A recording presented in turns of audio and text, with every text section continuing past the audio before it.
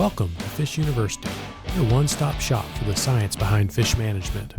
It is part of the Natural Resources University Podcast Network. I'm Wes Neal, your host.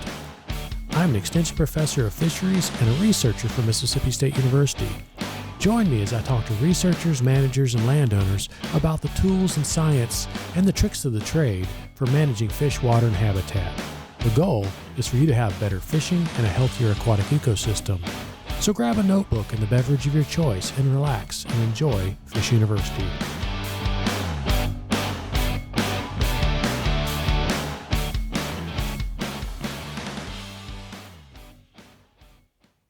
Welcome to Fish University. If you've been listening to Fish University since we first started, you may remember one of the earliest episodes where we talked about brown trout management in the Little Red River in Arkansas. We dispelled some misconceptions, we discussed spawning site selection, and we even provided some fishing tips. Well, this river continues to be near and dear to me, and there is new ongoing research that continues to make the Little Red River a fun topic to discuss. So I again invited Dr. Steve Lochmann to join me and tell me about the innovative research that he and his graduate students have been undertaking in the river. Hi, Steve. How are you doing today? I'm well, thank you. Nice to be with you, Wes. Normally, we have our guests tell us about their background, how they got into fisheries science, but since this is a repeat visit from you, you've already done that. So tell us a little bit about some of the other research you've got going on and some of your research themes that you like to study other than the Little Red River, because we're going to talk about that a whole bunch. We do have and have been doing some silver carp research. Now, everybody knows silver carp, that's the jumping fish that's up and down the Mississippi River. And I do have a project with the Game and Fish Commission to look for juvenile silver carp. If you run up the White River or you run up the Mississippi River between us and you, or you run up the Arkansas River, you see plenty of silver carp jumping. The Game and Fish Commission was really curious to know whether we had any juvenile silver carp using parts of the lower White or lower Arkansas rivers as juvenile habitat. If we could identify juvenile habitat, that might be an opportunity to manage these fish while they're small and grouped. That does not work when they're adults and they're free-ranging like we see in the unimpeded lower White River below the Batesville Dam. Okay. So what are some other things you studied? I know you did some work, was it the yellow-cheeked darter? I've cultured yellow-cheeked darter. I've studied yellow-cheeked darter. I've studied strawberry darter up on the Strawberry River. We studied paleback darter over in the Caddo River system. I have cultured everything from yellow-cheeked darter to alligator gar, so from the very smallest to very largest of fish. I have had products from my nursery here on campus go out. Yellow-cheeked darter have been stocked and alligator gar have been stocked. And lately, much of what I'm doing focuses on the trout fisheries in Arkansas and that invasive species, the silver carp. And I know you're doing some work in the White River, and maybe we'll talk about that another time. But of course, you've been doing a lot of work in the Little Red River. Let's revisit how this tail race fishery functions, because it's kind of a unique, non-natural system in a lot of ways. So tell us about how the trout fishery works in a southern state. So Little Red River is a tributary of the White River. In the 50s and 60s, the Corps of Engineers put some dams on the main channel of the White River and also on two tributaries, the North Fork and Greers Ferry. And this was mostly for flood control. That's what it's still primarily for flood control. So there's a dam on the Little Red River. It holds back water and makes Greers Ferry Reservoir. The water is released from that dam, generating electricity, which is also another primary use of the reservoir. But because that is released by the Greers Ferry Dam comes from very deep in the reservoir, from a place we call the hypolimnion, which means the deep, deep part of the reservoir, that water is relatively cold year-round. Back in the early 60s, when the dam was completed and that water was released, it was really too cold for smallmouth. The smallmouth were eradicated, as it were, to replace the loss of a cool water fish like smallmouth bass. The U.S. Fish and Wildlife Service and now the Arkansas Game and Fish Commission raise and stock trout in that perpetually cold tailwater that runs maybe 50 miles from the dam down to Searcy, Arkansas. The rainbow trout that come from the Greers Ferry National Fish Hatchery are stocked all the time. They're raised in the hatchery and they're released as catchable fish. The brown trout in the tailwater below Greers Ferry have done something kind of unusual for the state of Arkansas. In other tailwaters, like below Bull Shoals Reservoir, those brown trout continue to be stocked from a hatchery. But the brown trout below Greers Ferry have done something we call naturalized, which means they reproduce enough that there has been no stocking of hatchery brown trout in the tailwater since the 70s. Brown trout reproduce in the tailwater below Greers Ferry enough to support the fishery that is there. And that's real. It's unique among southern tailwaters. It's certainly unique in Arkansas. There aren't very many other places in the South where you can catch what we call a wild brown trout. A brown trout that has lived its entire life in the wild is a little bit different than a brown trout that lived till it was 9 or 10 inches in a hatchery. They are smarter. They are harder to catch. They're just a different animal from the kind of brown trout that you see, say, in the Bull Shoals tailwater. And we talked about that in our first podcast, where the anglers had the impression that the brown trout were rare in the system and they were very much a catch and release fishery, but that's not at all what the sampling suggests, that they're probably equally abundant as the rainbow trout. They just don't catch them. That is correct. So if you go out like good fish biologists do and you electrofish, there are probably an equal number of rainbows and brown trouts. But the rainbows came from a hatchery, look for their food to rain on top of their head, just like it did in the hatchery. And the brown trout are wily and wild and much harder to catch. They like to eat rainbow trout. They do eat rainbow trout. You mentioned that the reason why we have a trout fishery here in the South is because of the hypolimnetic release. Do you know right off the top of your head what the temperature of the water is that they're releasing? So we work in centigrade, okay?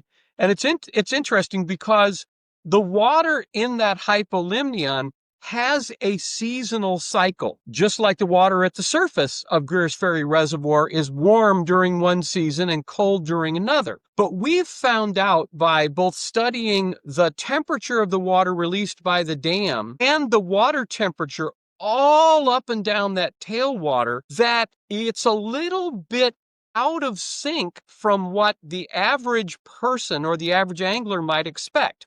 So winter solstice, that's probably around December 21st. That's the shortest day of the year. It's cold. It's the middle of winter. The coldest water released from the Greers Ferry Dam is released around March 15th, and it's probably around 6 degrees centigrade. So it's about 6 degrees centigrade above freezing. The warmest water that is released from the dam is probably released around mid-October, not in the middle of the summer. It's not July or August that are the warmest months. That's lagged, okay, because the warmest time for the hypolimnion is not the middle of the summer. It's later than that, when you've had time for that heat to diffuse down from the surface of the lake into that deeper water. Now, that does some interesting things. For example, most in places where brown trout are native, which is Europe and parts of North Africa, spawning happens in the fall. Spawning can happen in Greers Ferry in October, in the fall, but spawning in Greers Ferry continues all the way through to and including January and February.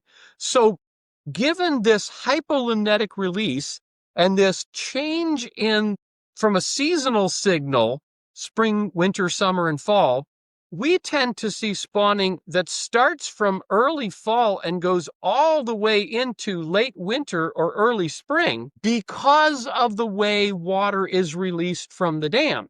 So there's a longer spawning window and it tends to lag into times when you would never find European brown trout spawning in January and February. Probably wouldn't see much spawning in December, but we do. Interesting. March 15th or so, you said the water temperature was about 6 degrees, which is 43 Fahrenheit or so. That's the coldest periods. I guess, what is it, offset maybe 2 or 3 months, something? About 3 months. Yeah. Okay, about 3 months. That's right.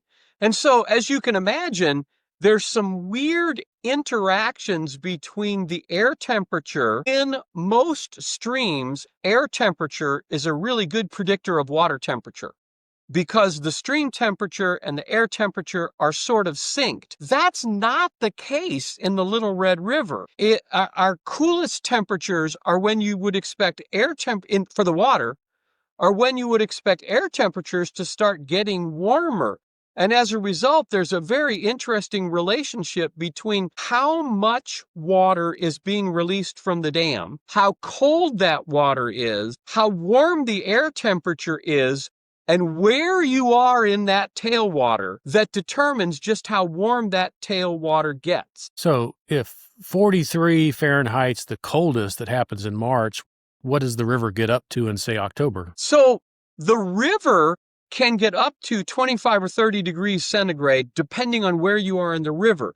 But the water released from the dam probably never gets above about 16 degrees Fahrenheit. Roughly Okay? 60, 61 or so. Right. So we've had these interesting temperature loggers that have been out for years now up and down the river. And we have been attempting to analyze those data to make a model of river water temperature based on environmental characteristics and where you are on the river. Why is this important to the Game and Fish Commission? Well, they constantly field questions from anglers who are concerned about how little the Corps of Engineers and the power company have been discharging, particularly during periods of the year when the air temperature is really warm. So, the water temperature depends on where you are in the 50 miles between the dam and Searcy, Arkansas. But it also depends on what's the temperature of the water being released from the dam, how much water is being released from the dam, and what is the air temperature. Interestingly, there are situations where when you release water from the dam, it can actually be warmer than the air temperature. And as that water moves downstream, it actually cools off because of the effect of the air temperature on that warm water released from the dam. And that happens during one time of the year. And then there are other times of the year when the air temperature of the water released from the dam is cooler than the air temperature, and the water warms up as it moves downstream. So you can't just say, well, you tell me what the air temperature is, and I'll tell you what the water temperature is where you are on the tailwater. It's a little more complicated than that. Why do we want to know that? Well, there are a lot of people that think Greers Ferry should have a minimum flow on it. There are minimum flows on some other mainstream dams in the White River system. Beaver and Bull Shoals have minimum flows. Greers Ferry does not have a minimum flow. Well, we've done some modeling, and it turns out that when the air temperature is warm and the water from the dam is relatively warm, you have the opportunity for water to exceed a 19-degree centigrade threshold. The Game and Fish Commission Trout Management Program worries about trout stress and trout dying when the temperature of the water gets above 19 degrees. And everybody clamors for the Corps of Engineers and the power company to release water from the dam to cool the tailwater. There are modest releases from the dam when the air temperature gets above, well, in Fahrenheit, it would be like 85 or 90 degrees. They might release 125 cubic feet per second every hour for a 24-hour period. What our modeling is telling us is that if you are a certain distance downstream, say 50 kilometers or 30 miles downstream, it would take 20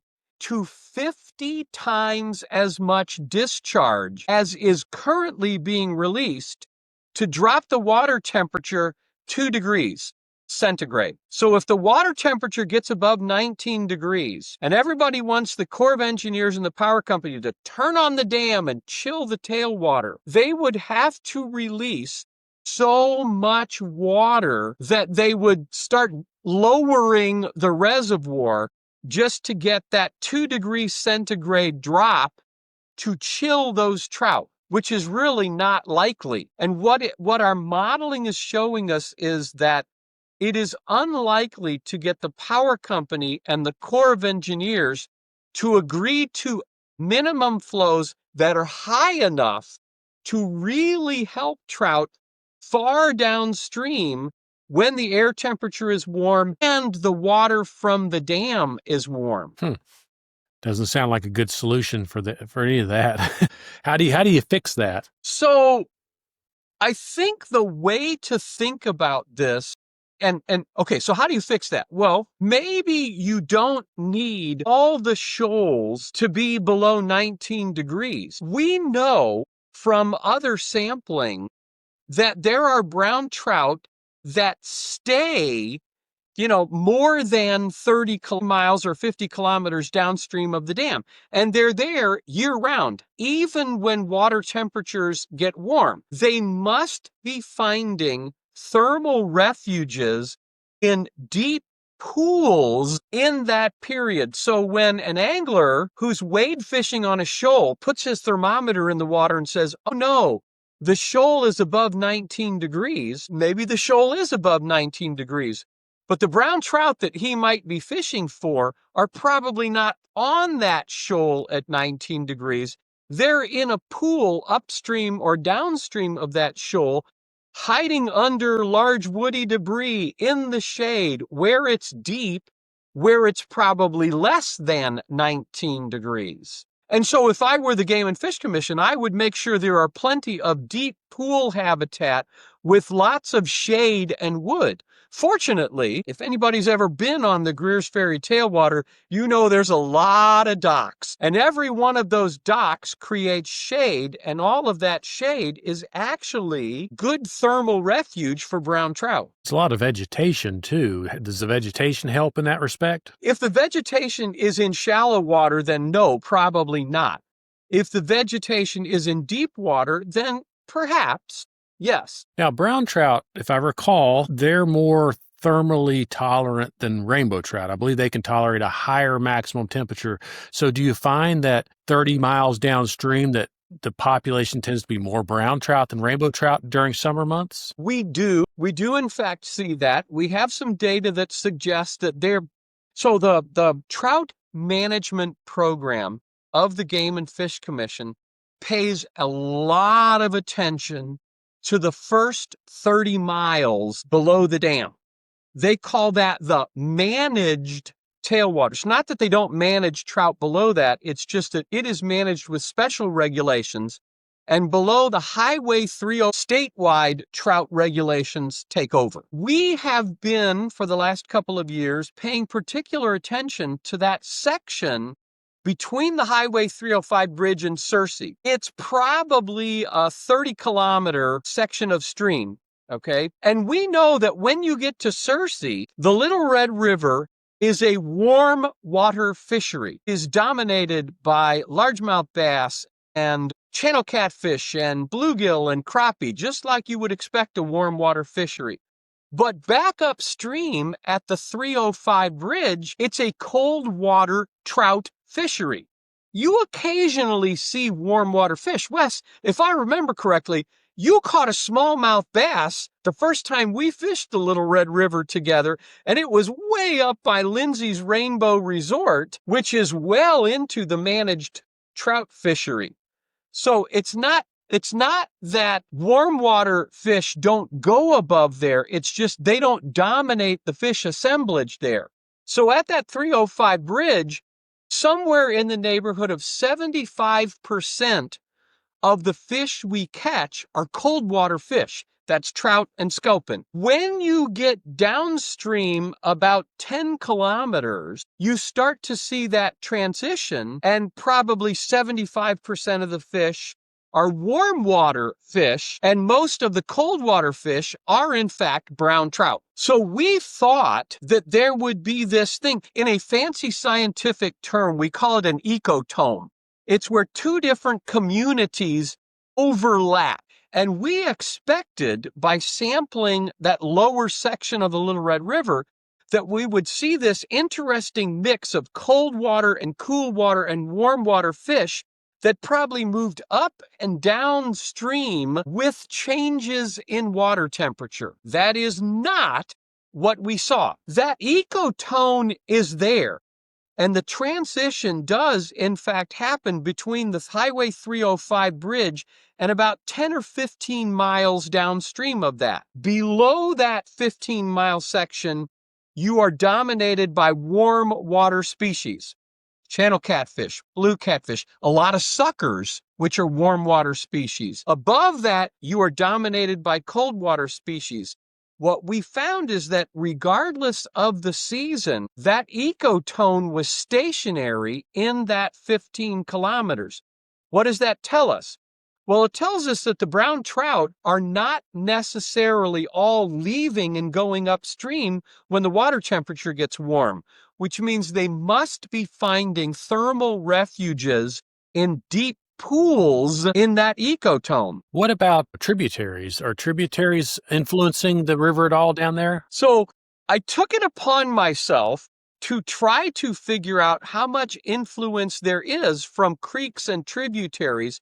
And from the dam to Searcy, I counted like 40 different creeks and tributaries. And I thought, okay, maybe runoff from those tributaries is changing the temperature regime. That is not the case. There's two pieces of evidence that I have that suggest that. The first one is that there is almost no groundwater influence in the Little Red River drainage. So those creeks and tributaries are not spring fed. So you do not get groundwater that has a common, a temperature that's almost uniform throughout the year, and that water is dumping into the Little Red River during the year, changing the water temperature. The second piece of evidence that tells me tributaries do not appear to be important when it comes to water temperature is that we modeled water temperature looking at the effect of precipitation. And despite the fact that there's a reasonable amount of rain in that drainage, the influence of precipitation was minuscule compared to the influence of air temperature and water temperature released from the dam. Those two things are driving water temperature up and down the river, not the tributaries. So the tributaries are, their water temperature is determined by air temperature. So more or less. So they're not likely, there's no chance the trout are leaving the Little Red River, moving into tributaries to find refuge. It does not appear that is the case. Now, we don't spend a huge amount of time sampling the tributaries, but the tributaries are noticeably warmer than the main channel, and that's pretty much true year-round. So we're talking about brown trout and finding the right habitat. You mentioned between the 305 bridge, which is 30 miles downstream, and Searcy, which is 60 miles, give or take? 50-ish downstream. So are you seeing any seasonal movement in trout at all, or is it seasonal or even daily movement in trout? So it depends, okay? If you look at large-scale movement, and we've done this by putting little radio transmitters in the fish and putting radio receivers all up and down the river, all the way from the dam to Searcy. On a large scale, okay, we can see that fish are moving the entire length of the tailwater. So we have examples of individual fish that are going up and down the tailwater multiple times a year. They literally go from Searcy to the dam and back again multiple times. Most of the fish are doing most of their large-scale movements in the summer, okay? And that's different from what we see in trout, brown trout, in natural systems and in natural systems in their native habitat in Europe. So in Europe, the largest movements are made in the fall in conjunction with spawning. There's plenty of movement in conjunction with spawning, but the largest movements in the Little Red River tend to happen in the summer. I suspected that that was because of changes in water temperature. If you look at the entire population, so we put radio transmitters in about 150 fish, and I can infer what the population is doing from what those 150 fish are doing. And if you look at call it the center of mass of those 150 fish, we do see that they move upstream in the summer. And yes, that's related to summer water temperatures. Related to, not caused by, but related to. But if you look at the sampling that we did in that section between the 305 bridge and about 10 to 15 miles below it, you catch brown trout down there all year round, which means that as a population, you might see modest movement upstream in the summer, consistent with, hey, the water's getting warm, I'm going to go find cold water upstream. But on a trout by trout basis, there's plenty of trout that are saying, I'm not going to move. I'm going to find me a nice cool place in a deep pool downstream instead of spending my energy and time moving upstream. So that begs the next question, which is, if you're seeing seasonal movements, large-scale seasonal movements, what about daily movements? Are those fish staying in those pools, or are they moving out at night? So the conventional thinking is, and if you ask people that like to fish for brown trout, well, heck yeah, you want to go out and fish for brown trout at night, because everybody has a fundamental understanding that brown trout will move onto shoals at dusk. They will feed actively on shoals. They will move off the shoals at dawn and find a nice cool place to spend the day. And I'm not saying that's wrong, but we went out and found some of our brown trout and more or less camped out on top of them. We literally re-found them every 4 hours for 3 straight days. And what we inferred from the movements of those fish, now we did that for 3 days, spring, winter, summer, and fall. And we looked at how much they moved per day in those seasons.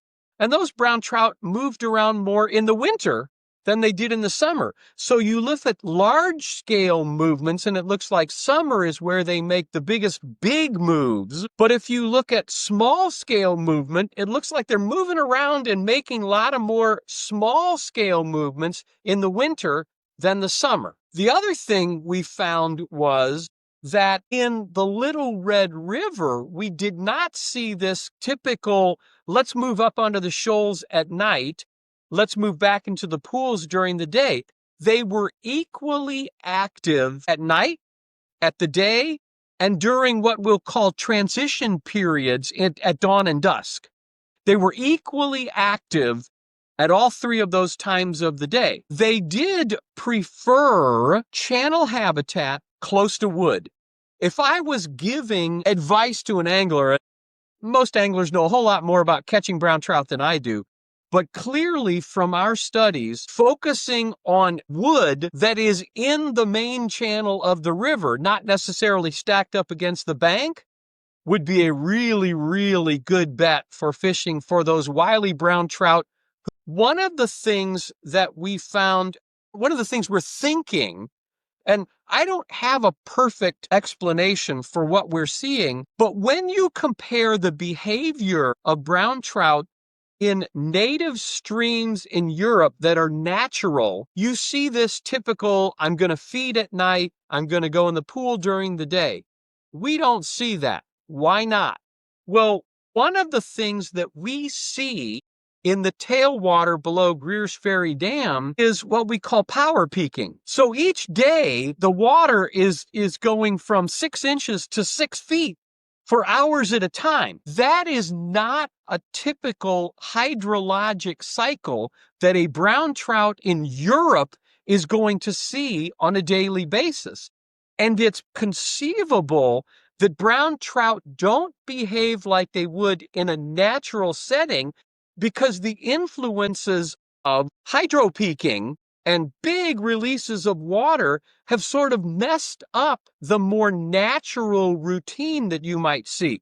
So if a brown trout says, oh, let's see, the sun is setting, I think it's time for me to go out on the shoal and feed, but they get out there and that's when the Corps of Engineers and the power company decide to release water, then they're stuck on the shoal swimming against 2 generators worth of discharge, which isn't going to be good for their energetics and might be hard to feed and certainly would be hard to maintain position on the shoal. So maybe they change their natural behavior because of the influence of weird, unpredictable discharges. Now, it's weird and unpredictable from the brown trout's perspective, not from the power company's perspective, but from the brown trout's perspective, they're like, hey, wait a minute. I wanted to come out on the shoal at night and feed, and you just turned on 2 generators.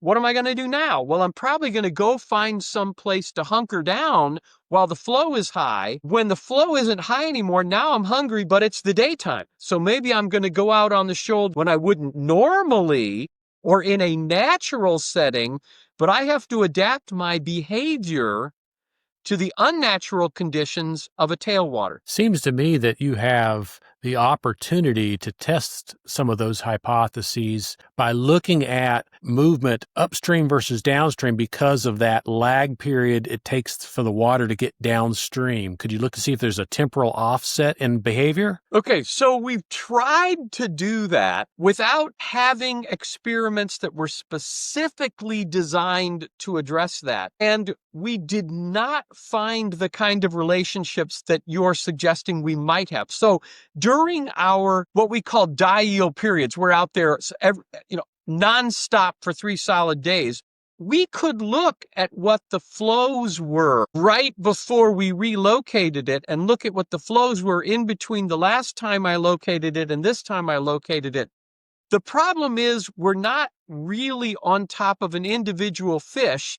And when you sort of average movements over 5 fish and you average movements over 4 hours, those relationships were not there because we didn't really design the kind of study that would look for them for individual fish. There's lots more work that could be done if people really wanted to know, is there that kind of relationship? But when you start averaging over 5 fish and you average over 4 hours, it's hard to tell what an individual fish is doing in response to that rising water, what anglers call big water.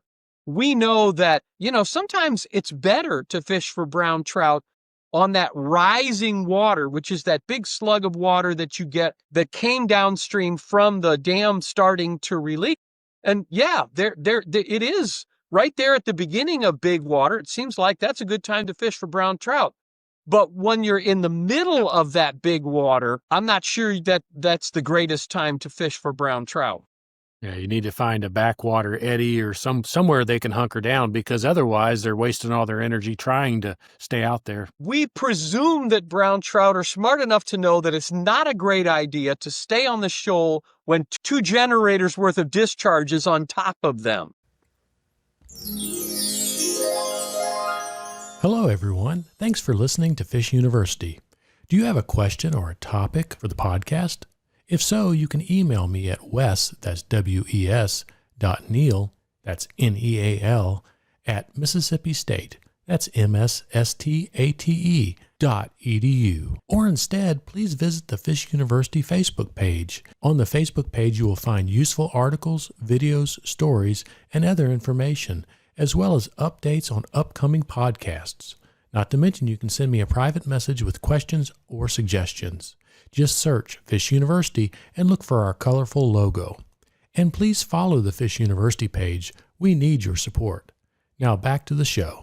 Before the podcast began, you and I were talking, and you mentioned to me that what was the species of sculpin that has shown up in the river? So knobfin sculpin. Knobfins, yes. Okay.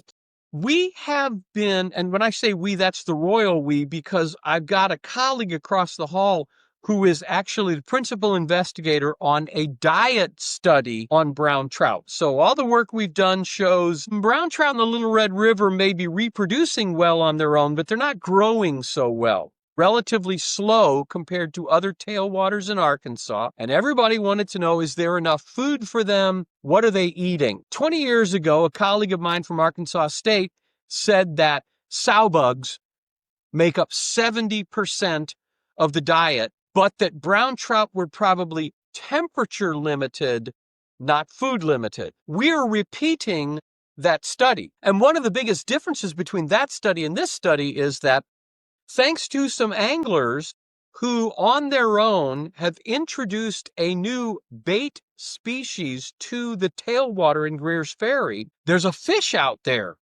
for brown trout to be paying attention to. This fish is called the knobfin sculpin, and it's native, but it's not native to that tailwater. Well, it's there now. And the question that anglers were asking was, are there enough knobfin sculpin that fish who eat fish are going to grow faster? And so we are doing a diet study, which means we go out and we catch fish, and then we make them give up their stomach by pumping water into their stomach and catching their breakfast when they finally regurgitate it. And we are just in the beginning stages of analyzing those diets. I mean, very, very early stages. But the hot off the press preliminary result tells us that sow bugs and snails are the two most important diet items, and that while sculpin are in the diet, they are found infrequently enough in the diet to probably have a very limited influence on growth rates right now. Now, I'm not saying that'll never change, and I'm not saying you won't see differences up and down the tailwater in terms of what the fish are eating, but big picture right now says they're still eating. Sow bugs and snails are really important, and sculpin, while they're in the diet, are not terribly important yet. Are you finding rainbow trout or rainbow trout parts in the stomachs? There are a few fish that are partially digested, and their body depth to length is suggesting they are probably not sculpin. The head of a sculpin is pretty flat, whereas the head of a brown trout or a rainbow trout is a little more laterally compressed. And so I've suggested to my colleague that they take that partially digested bit and send it to the Smithsonian, do some DNA fingerprinting. It is my belief that those are either small rainbow trout or they are new recruits to the brown trout population, that they are literally brown trout that have been cannibalized by brown trout. I remember years ago when I spent more time there were a lot of people that believed that some brown trout, probably a small subpopulation of the whole fishery, that like to hang out below the trout docks and right below the cleaning stations. And they basically ate trout skins and trout guts and trout heads that came into the water at the cleaning station. And not to get anyone in trouble, but there might have been a few graduate students that took advantage of that fact and caught some pretty nice trout up there. No comment. So I was worried. I should say that is not legal according to the Yes. fishing regulations of the state of Arkansas. We do not condone that.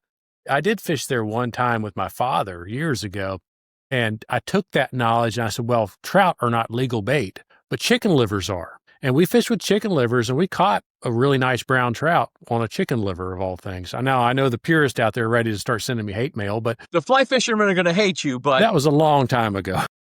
And one of the things about this tailwater that interesting or not, it is something worth noting is that the creel surveys done by the Game and Fish Commission, and they're creeling everybody. They're creeling fly fishermen. They're creeling what we call bait chunkers. There is probably no more than 1 to 2% of the brown trout that are caught that are harvested. Almost everyone who fishes the tailwater practices catch and release for brown trout. Now, that might create some problems because no one's harvesting brown trout, but there may be some people that use chicken livers and people might get, upset with that. But everybody seems to be turning loose their fish. So there's not a lot of human influence on trout mortality. Even if a few people do harvest brown trout, that is a very, very modest proportion of the fish being harvested in any given year. Which is not necessarily a good thing. And we discussed this in the last podcast that it appears, essentially what's going on is that brown trout are much more abundant than people think they are, and they're prey limited. So harvesting smaller fish within the slot limit would be a good idea, right? If you wanted the brown trout that are there to grow faster, a way of trying to encourage that would be to have fewer brown trout. Now, anyone who's tried to catch a brown trout and been unsuccessful would say, wait a minute, I don't want fewer brown trout. That's going to make it even harder for me to catch a brown trout. But the people who want to catch a trophy brown trout are probably willing to accept catching them less often if they're catching bigger fish.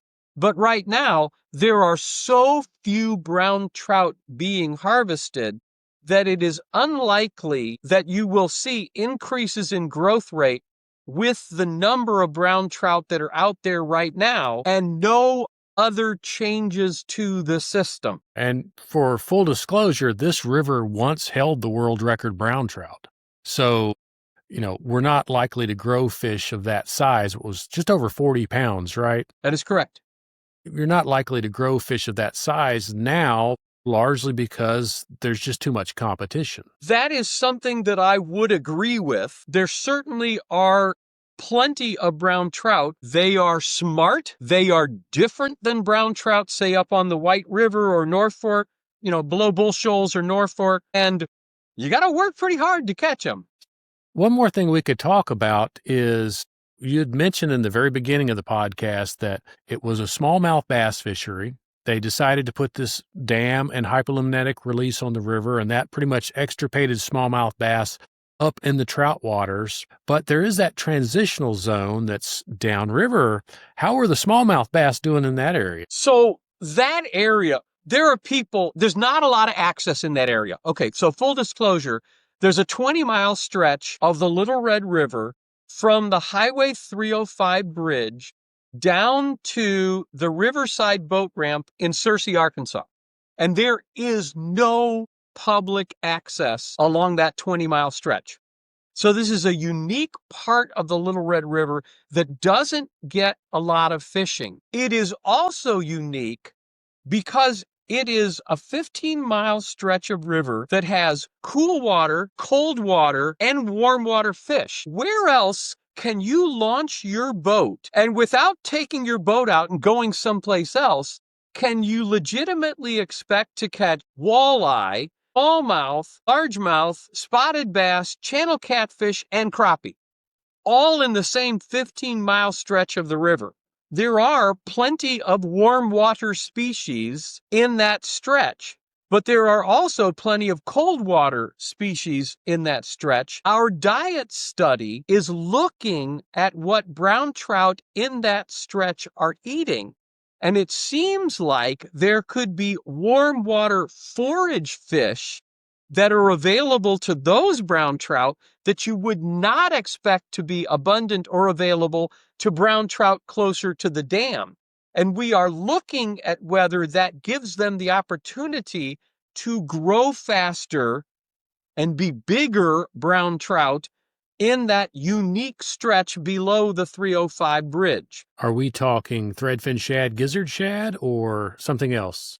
Some of those, but there are also a lot of minnow species and sucker species that are warm water fish in that area. And there are, interestingly, there's a very thin part of that 15 miles thin. That's the wrong way. There's a very short section of that 15 miles where you actually see a fair number of darters. Now, darters are a cool water species. We don't see them closer to the 305 bridge, probably because there's a lot of brown trout up there, and if there were a darter, it would get eaten. And we don't see them closer to the Riverside boat ramp, but there seems to be a sweet spot where you do find some darters in that cool water section of that ecotone in that 15-mile stretch. So you have snakeheads in the Arkansas area. Have you ever found one of them up there? Unfortunately, we have snakeheads, and snakeheads get all the way up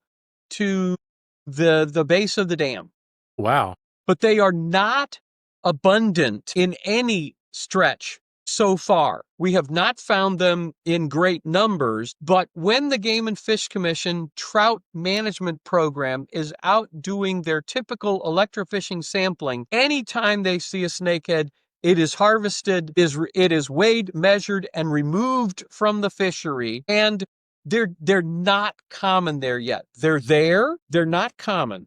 It doesn't seem like the habitat would be very conducive to snakeheads, just given the fact that there's not a lot of backwater, reedy type habitat. And when the flow gets up, it almost would blow them out, it would seem. But Wes, I would agree with you in the main channel, but you asked before about those creeks and tributaries. And I have heard reports of what we call fry balls of northern snakehead. So, mom and dad northern snakehead are really, really good parents. And even after they have hatched their fry, they swim around them in circles and guard them. And you see that fry ball. It's readily identifiable. And you see mom and dad patrolling the perimeter. And I have had people tell me that in the creeks and tributaries below the Highway 305 bridge and above the Riverside boat ramp, that they have seen northern snakehead reproduction.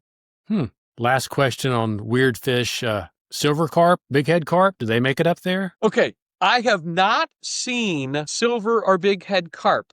There might be a couple of reasons why we wouldn't, okay? Just about 400 yards downstream of the Riverside boat ramp, right before you get to the Highway 67 bridge, there is a low-head dam on the Little Red River. Okay, it's 6-8 feet, at most times of the year, and that's going to be an impediment to silver carp moving upstream. 3 miles upstream of the Riverside boat ramp, there's a concrete wall going across the Little Red River. It's a little shorter in the middle. You usually get about 6 inches to a foot and a half of water coming over that concrete barrier. My information is that was part of an old water control structure for the town of Searcy. The Searcy has a new water control structure, but that old concrete wall has never been taken out. So really, in terms of getting up into the managed tailwater, the first 30 miles, there's 2 barriers to upstream movement of fish like silver carp and bighead. There's the Lowhead Dam downstream of Riverside boat ramp, and there's the concrete wall 3 miles upstream of Riverside boat ramp. And so there's actually a pretty abrupt transition in the fish assemblage at that concrete barrier. We never saw brown trout below that concrete barrier. So does that mean that from the Riverside boat ramp, you can't access the upper river, only the 3 miles of it? You can't get a boat past that concrete wall? You can get a raft over that over that concrete barrier, but you cannot take I would not take a nice Shawnee or an aluminum John boat over that. It would be really sketchy. So that first 3 miles above the Riverside boat ramp is pretty much how far you can go upstream from that downstream ramp. And then the next public ramp is above the Highway 305. But you can go down pretty far. You can go down, and You know, we have taken fiberglass boats from upstream to downstream over the concrete barrier. You get everybody out of the boat. You literally walk out onto the ledge of the concrete barrier and move the boat over the top. But it's sketchy. I would never recommend an angler try that. Well, Steve, my last question is when are you going to take me fishing in that stretch below the 305 bridge? We need to get permission from a private boat owner, a private dock, private landowner who will allow us to take out. Otherwise, we've got a long float ahead of us if we do that. But I'm game. You know, anytime you want, let's put some dates on the calendar and I will take you to a stretch of river that I have claimed is one of the most unique reaches of any river in the state of Arkansas. Well, I appreciate you coming on today. I think, again, really an interesting and exciting podcast to talk about the Little Red River. It's a great river if no one's been to it. There's lots of cool places to stay on it. You can catch a lot of trout. You got a chance at a big brown trout, and there's really neat other species to be caught there. So, Steve, thanks for being our guest again. Wes, it's my pleasure. Anytime. And everyone else, thank you for listening to Fish University. Catch us again next time. Fish University is hosted by Wes Neal, an employee of Mississippi State University Extension Service and a faculty member in the Department of Wildlife, Fisheries, and Aquaculture. This podcast is part of the Natural Resources University network of podcasts. Funding was provided by the Renewable Resources Extension Act. If you have questions or suggestions, please go to the Extension website at extension.mississippistate.edu. Click on Natural Resources and then select the Fisheries tab in the drop-down menu. Or you can email me at wes.neal@msstate.edu.